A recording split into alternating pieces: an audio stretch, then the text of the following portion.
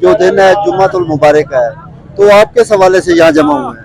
आज हम इसलिए इस हवाले से जमा हुए हैं कि इमाम खुमैनी फरमाते हैं कि जो रमज़ान का आखिरी जुमा है वो जो यौमुल कुद्स यानी फ़लस्तीन की हिमायत के लिए मनाया जाता है। फ़लस्तीन की हिमायत करना हम सब पर वाजिब है, क्योंकि वह मुसलमान मुल्क है। यहूदी उन पर सालों साल से जुल्म और बर्बरियत कर रहे हैं।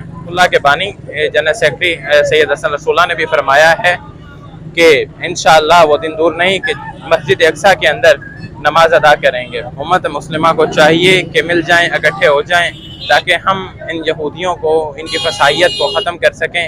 और जब तक हम इकट्ठे नहीं होंगे तब तक ये मुसलमानों को अलहदा करके इस तरह मारते रहेंगे और जुल्म करते रहेंगे। वस्सलाम।